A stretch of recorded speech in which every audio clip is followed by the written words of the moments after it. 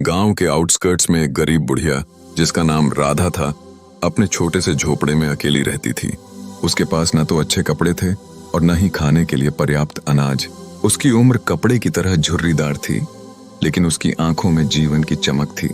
राधा की जिंदगी में कई कठिनाइयां आईं, लेकिन उसने कभी हार नहीं मानी।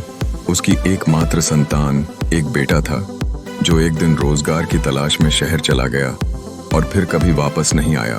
राधा ने अपने बेटे की याद में हर दिन उसकी पसंद का खाना बनाना जारी रखा। हर सुबह वह पास के जंगल में जाकर लकड़ियां इकट्ठा करती और उन्हें गांव में बेचकर थोड़ी बहुत आमदनी करती। राधा हमेशा दूसरों के लिए सहायता करती। उसका दिल बड़ा था और वह दूसरों की जरूरतों का ध्यान रखती थी। एक दिन जब राधा जंगल में थी, उसे अचानक बहुत तेज बारिश होने लगी। वह नहीं जानती थी कि वह बारिश इतनी लंबी चलेगी। वह जल्दी से घर लौटने की कोशिश करने लगी, लेकिन रास्ता भटक गई। उसके पास खाने के लिए कुछ नहीं था और अब उसे सर्दी और बारिश से बचने का कोई उपाय नहीं था। जब वह घर पहुंची तो पाया कि उसकी झोपड़ी पूरी तरह से गिर गई थी। बुढ़िया के दिल में निराशा की लहर दौड़ गई। वह सोचने लगी, अब मैं क्या करूंगी? मेरा कोई नहीं और अब मेरा घर भी नहीं रहा। राधा ने एक रात बारिश में अपने टूटे हुए झोपड़े के पास बैठकर भगवान गणेश से प्रार्थना की। उसने पूरी श्रद्धा से कहा, हे गणेश जी, आप ही मेरे संकट में सहेजा। मैं जानती हूँ कि आप मेरे साथ हैं, लेकिन मैं आपसे एक साधारण प्रोस्टेट ट्रैक कर रही हूँ। मैं सिर्फ अपनी एक झोपड़ी और थोड़ी सी सहायता चाहती हूँ। उसकी प्रार्थना में इतनी सच्चाई थी कि भगवान गणेश ने उसकी सुन ली। जब सुबह हुई तो उसके पास एक अजीब सा अनुभव हुआ। अचानक उसके सामने एक सुंदर और सफेद हाथी प्रकट हुआ। वह भगवान गणेश का वाहन था।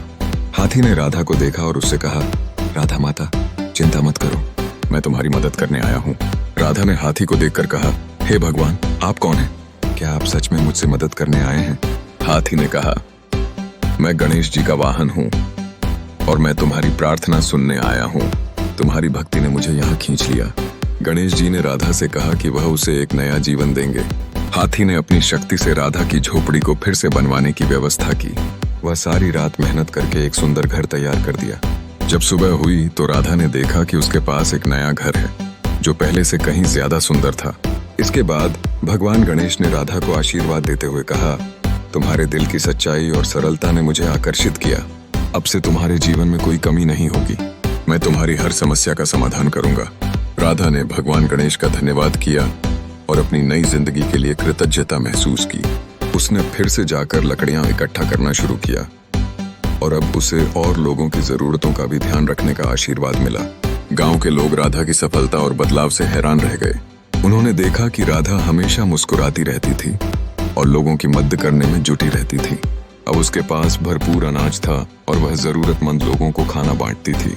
गांव के लोग कहने लगे, यह सब गणेश जी की कृपा है।